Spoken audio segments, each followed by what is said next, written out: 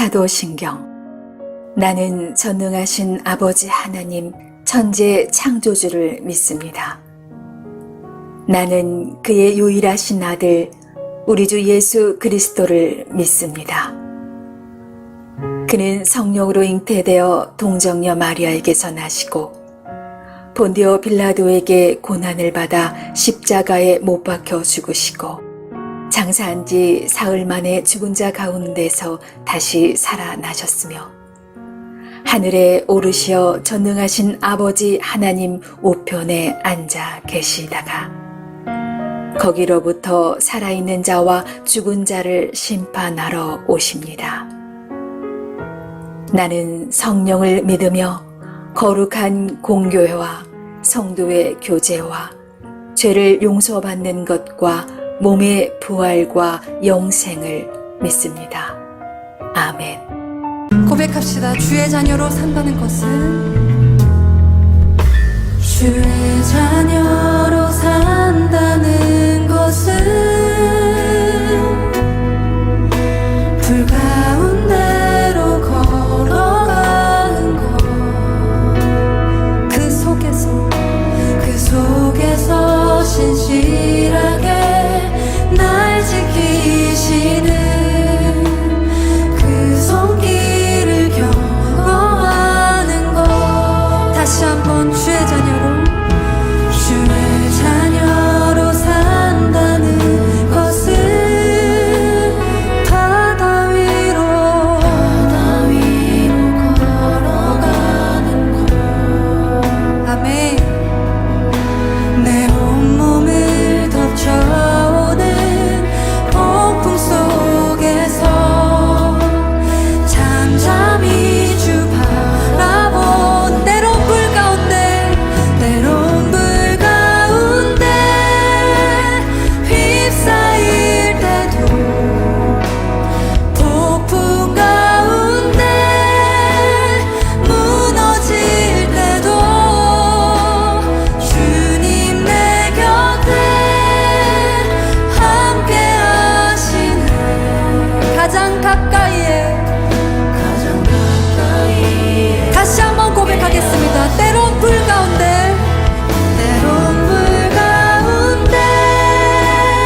휩싸일 때도 폭풍 가운데 무너질 때도 주님 내 곁에 함께 하시네. 가장 가까이에 함께 계십니다. 가장 가까이에 함께 하시네. 우리 다 같이 3절로 고백하겠습니다. 주의 자녀로 산다는 것은 나도 그들을 용납하는 것, 나를 위해 달리신 십자가 사랑, 그 사랑으로 살아가는 것. 주의 자녀로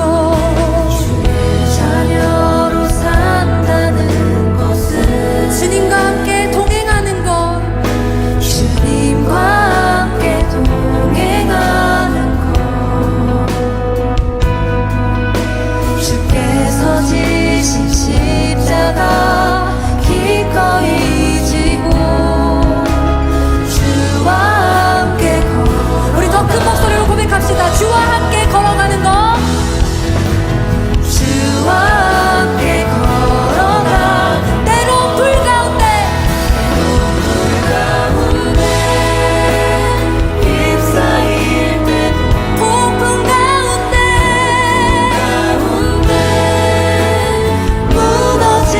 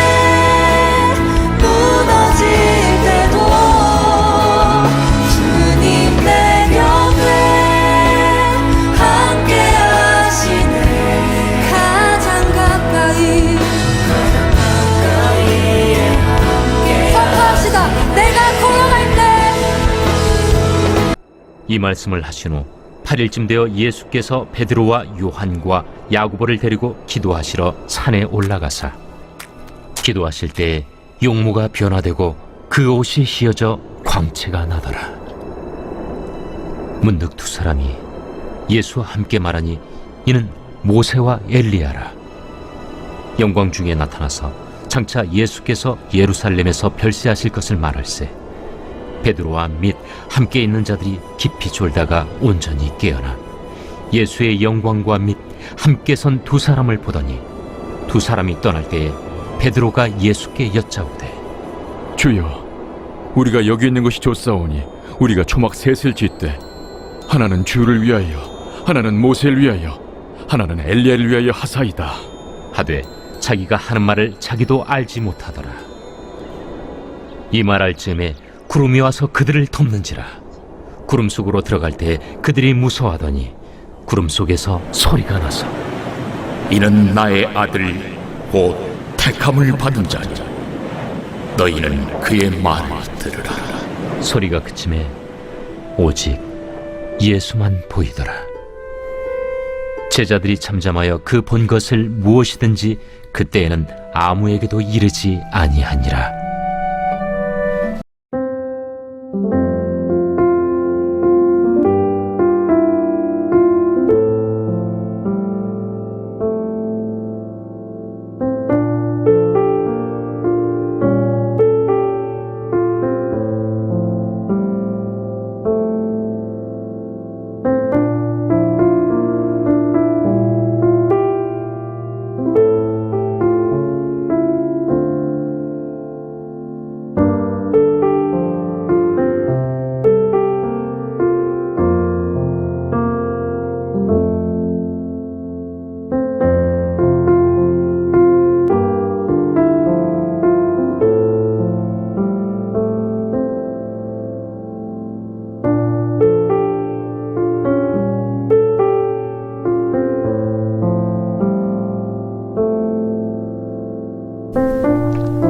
샬롬, 오늘도 복된 하루 하나님의 은혜와 평강이 우리 삶에 넘칠 수 있기를 원합니다. 보통 우리는 영광과 고난을 함께 생각하지 않습니다. 그러나 부활의 영광은 반드시 십자가 고난과 또 죽음을 거치지 않으면 존재할 수 없는 것입니다. 예수님은 오늘 그 변화산에 올라 영광스러운 모습으로 변모하시기 전에 그 앞에 22절을 보면 제자들과 나눈 대화에서 고난받고 죽임을 당하게 될 것과 3일 만에 부활하실 것을 말씀해 주셨습니다. 그러니까 여기서도 고난과 영광이 함께하고 있습니다. 이 말씀은 앞으로 예루살렘에서 벌어질 일들에 대해서 제자들에게 이제 미리 말씀해 주신 것이었는데, 이때 이 제자들이 예수님의 말씀을 듣고 큰 충격을 받았고 또 눈앞이 캄캄해졌습니다. 왜냐하면 그러니까 예수님만 믿고 여지껏 쫓아왔는데, 그리고 지금 막 무리들이 구름대처럼 예수님을 쫓아다니고 분위기가 아주 좋아서 자신들도 예수님 덕을 볼 수 있을 것이라고 기대하고 있었는데 예수님이 갑자기 죽어야 된다고 말씀하시니까 그들이 크게 당황하고 놀랐던 것입니다. 이때 예수님은 제자들에게 너희가 나를 따르고자 한다면 자기 십자가를 지고 나를 따르라 라고 이 제자가 가야 할 길, 즉 제자도를 말씀해 주셨습니다. 그러니까 영광의 길은 고난의 과정을 품고 있는 것입니다. 이 말씀을 하신 후에 약 한 8일쯤 되었을 때 예수님은 베드로와 요한 그리고 야고보를 데리고 기도하러 산에 올라가셨습니다. 그러니까 이 세 명은 제자들 중에서도 기둥과 같은 사람들이었죠. 그래서 이제 예수님이 이 땅에 오신 목적, 중차대한 그 십자가의 구속의 큰 일을 앞두시고 이 세 명의 중심 제자들에게 모세와 엘리야가 하늘에서 내려와 예수님과 함께 있는 모습도 보여주시고 또 그분의 외모가 거룩한 모습으로 변화되는 모습도 보여주셨던 것입니다. 이것을 통해 예수님께 잠시의 고난과 죽음이 있겠지만 그러나 지금 눈앞에 보여지는 그 놀라운 광경처럼 다시 부활하셔서 죄와 사망 권세를 이기고 얻게 될 미래의 영광에 대한 확신을 주시기 위해서 이 세 명의 제자들을 이제 데리고 가셔서 예수님이 누구신지를 확실하게 그들에게 계시해 주신 것이었습니다. 이때 예수님께서 그 용모가 변화되실 때 동일한 본문이 기록된 마태복음 17장 2절을 보면 이렇게 되어 있습니다. 얼굴은 해와 같이 빛나고 옷은 빛과 같이 휘어져 광채가 났다 그랬습니다. 이것은 하나님의 영광의 광채가 비춰질 때 발휘되는 경이롭고 거룩한 광경이었습니다. 놀랍게도 제자들은 바로 그때에 수백 년, 수천 년 전에 자신의 조상들이 하늘에서부터 내려와서 예수님과 대화하는 장면을 목격하게 됩니다. 모세는 율법을 대표하는 인물이죠. 그리고 엘리야는 예언을 대표하는 인물이라고 할 수 있습니다. 그런데 이 모세와 엘리야 그리고 예수님께서 앞으로 있을 예수님의 죽음에 대해서, 십자가 죽음에 대해서 서로 대화하기 시작했던 것입니다. 그러니까 영광 중에 쌓여 호련히 나타나서는 예수님이 예루살렘에서 이루실 일, 곧 십자가를 지고 죽으실 사건에 대해 이제 서로 대화를 나눈 것입니다. 그게 오늘 본문의 내용인데요. 31절을 보면 예수께서 별세하실 것을 말할세 그랬습니다. 여기 이 별세라는 말은 엑소더스라고 하는 헬라어를 번역한 말입니다. 근데 이 말의 그 원문 성경에서 문자적 의미는 떠나다, 출구, 나가는 문이라는 뜻을 가지고 있습니다. 근데 여러분 바로 이 주제를 놓고 한마디로 율법과 예언의 대표격이라고 할 수 있는 모세와 엘리야가 예수님과 대화하고 있었던 것이죠. 그러므로 이것은 무엇이냐? 예수님의 십자가 죽음을 통해서 율법의 완성 그리고 모든 예언의 성취가 엑소더스, 드디어 나가는 문이 된다. 즉 완성되고 종결될 것임을 보여주는 하나의 상징적 사건이었던 것입니다. 이때 이 놀랍고 경이로운 광경을 지켜보던 베드로가 내가 초막셋을 짓고 예수님과 모세, 엘리야와 함께 여기서 살고 싶다라고 말합니다.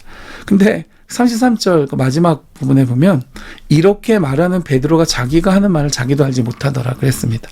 그러니까 이 말은 지금 베드로가 예수님과 두 명의 대단한 선조가 나타나서 나누고 있는 이 예수님의 십자가 죽음의 이 대화의 내용을 이해하지 못하고 있었다는 것이었습니다.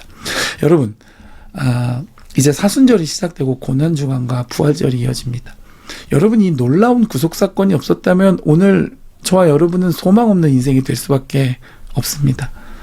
그러므로 우리가 이 기간의 의미를 이 베드로처럼 말이죠, 잘 모른 채 살아간다면 오늘 말씀에 이 베드로가 예수님이 십자가에 달려 죽으셔야 하는 성경의 핵심적인 핵심, 구속의 이 놀라운 십자가 대화를 이해하지 못하고 내가 그저 여기서 초막 짓고 살고 싶으니까 자기가 무슨 말 하는지도 몰랐다 그랬는데 세상의 모든 교회와 참된 신자라면 예수님의 십자가 죽음과 부활을 1년 중 가장 중요하고 의미 있는 날로 지키며 하루하루 그 사랑과 은혜를 되새기는 이 기간에 이 베드로처럼 말이죠. 다른 데에 마음과 정신을 빼앗기지 않고 자신의 영혼과 하늘의 영광을 내 삶에서 의미 있게 살아내시는 복된 성도 되어질 수 있기를 주님의 이름으로 축복해 드립니다.